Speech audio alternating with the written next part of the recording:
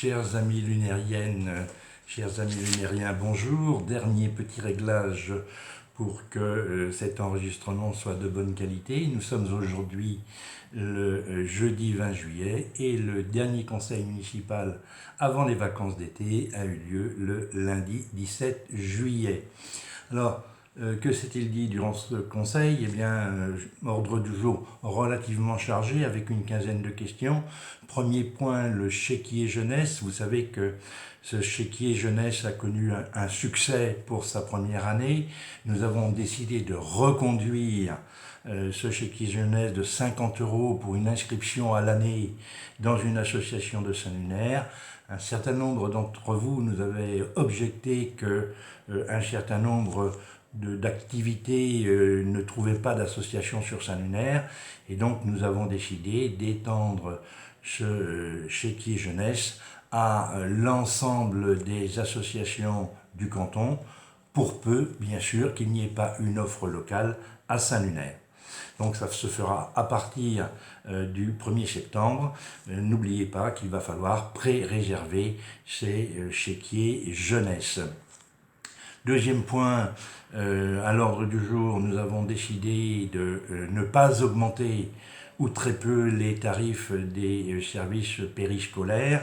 Le ticket de cantine, par exemple, n'a pas augmenté, la garderie non plus. Bref, nous acceptons, et je pense que c'est normal, puisque ces services n'ont pas vocation à être bénéficiaires, eh bien nous acceptons d'assumer le déficit qui est d'environ 200 000 €, tout simplement parce que la nourriture qui est fournie, notamment à la cantine, est de bonne qualité. Donc nous avons décidé, pour venir en aide aux familles, de ne pas appliquer les tarifs de l'inflation. Nous avons eu des demandes nombreuses pour avoir des food trucks à partir du mois de septembre, donc nous allons lancer un appel d'offres. Il fallait fixer un tarif, le tarif pour ces food trucks qui pourront exercer probablement le mardi et le jeudi. Le tarif est de 20 € par soirée, puisque ce sera en soirée, et auxquels s'ajouteront 10 € s'il y a une prise d'électricité. Vous le savez que le bar PMU, le Longchamp, doit être entièrement rénové et donc cela prendra au moins un an. Donc il faut le relocaliser. Nous avions eu la demande de la famille de M. Jagnet et de Mme Kozik pour occuper la salle de la Potinière. Alors bien gentiment, les associations qui profitent de cette salle ont accepté de déménager pour un an. Il s'agissait de fixer un loyer. Alors un loyer, il faut que ce soit juste et équitable, donc nous avons pris langue avec une agence locale. Nous avons visé le bas de la fourchette proposée et donc cette location a été votée à hauteur de 1 000 € par mois. Il y a eu un transfert, mais là c'est vraiment un point de détail, dans le domaine privé de la commune, de 2 petites parcelles au niveau de la rue du Goulet, tout simplement pour pouvoir faire un échange avec Soult pour la commune, un échange avec des propriétaires afin de rectifier une anomalie cadastrale.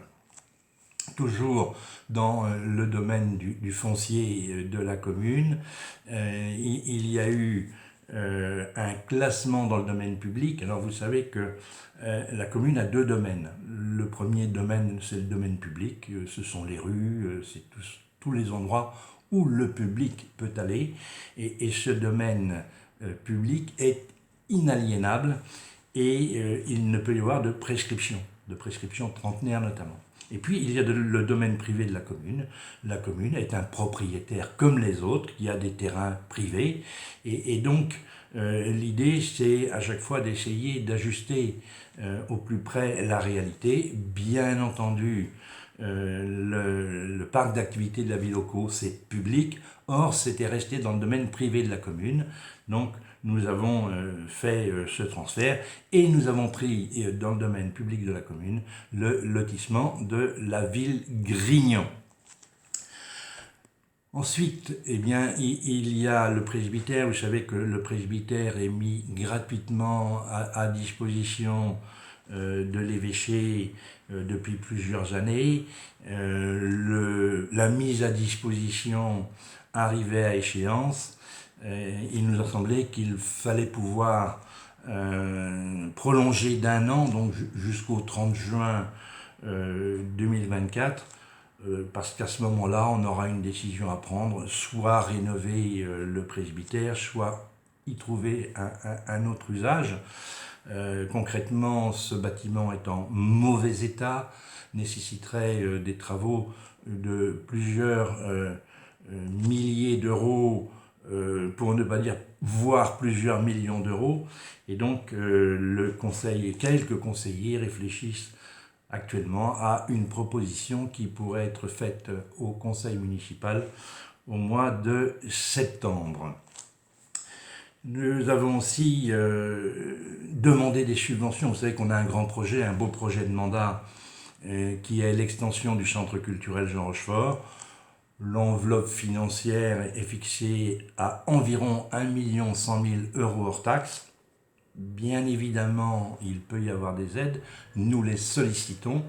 Et là, en plus donc, des crédits que nous avons sollicités auprès de l'État dans le cadre de la DRAC, mais dans le cadre de la DSIL, alors je sais que ce sont des termes un peu barbares, dotation de solidarité à l'investissement local, nous avons également décidé de demander des subventions au département dans le cadre du contrat de territoire 35 et la somme espérée est d'environ 60 000 euros. Et de la même manière, nous avons décidé de demander à la région Bretagne dans le cadre d'un dispositif qui s'appelle Bien vivre partout en Bretagne, nous avons décidé de demander 125 000 euros. Alors, ces deux chiffres, ce sont deux chiffres qui se calculent mathématiquement par règle de 3, puisque la communauté de communes est dotée d'un montant et on le répartit au prorata des habitants.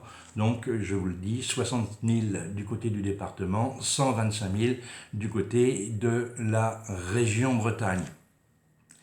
La rentrée approche, ben oui, on n'est pas encore en vacances que la rentrée approche. Il faut créer les postes des services périscolaires. Vous le savez sans doute, une 10e classe va ouvrir à la rentrée. Ça va permettre de soulager un peu les enseignants, puisque les classes étaient un peu chargées. La fermeture que je regrette et que nous regrettons tous de l'école Sainte-Catherine amène une quinzaine, vingtaine d'enfants supplémentaires à François Renaud. Donc cette ouverture de classe est intéressante. Par contre, il va falloir créer un poste d'ATSEM et on a créé aussi, bien sûr, les postes qui sont habituellement mis en candidature pour la rentrée.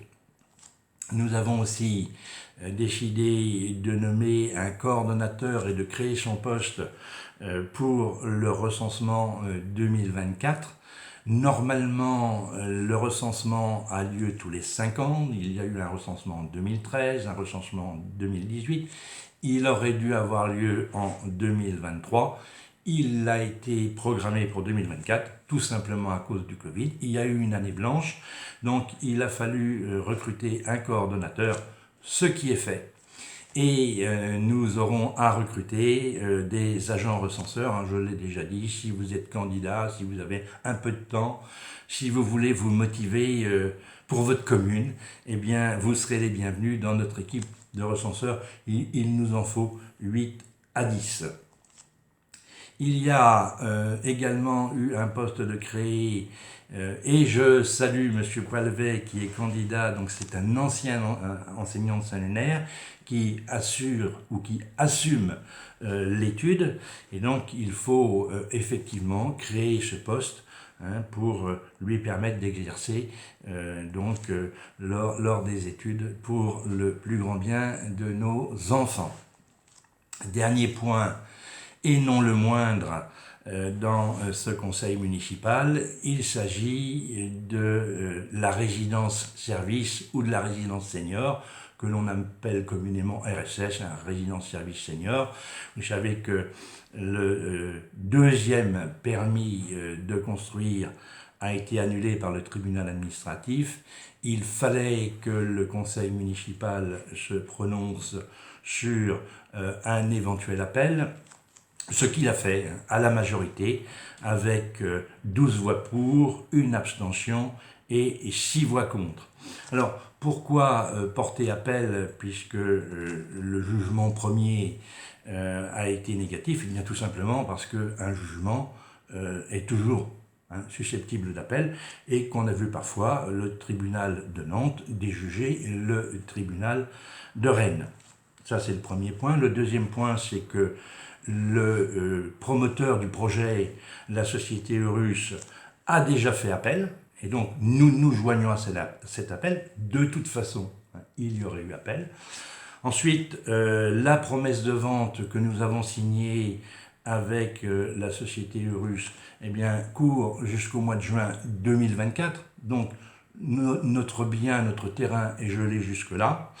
Ensuite, il n'y a qu'à Saint-Lunaire et à la Richardet qu'il n'y a pas de structure pour personnes âgées, alors quelle que soit la structure pour personnes âgées, et ça me fait mal à chaque fois de voir des gens qui aimaient Saint-Lunaire eh bien obligés de partir, beaucoup pour aller à Dinard où il y a plusieurs résidences privées et où on retrouve plusieurs lunériens. Donc effectivement, à minima, il faut avoir une offre sur Saint-Lunaire. Et puis, je crois que les arguments des oppositions sont faciles. On peut mieux faire. Il faut une structure plus petite. Il faut une structure moins chère. Il faut plus de soins.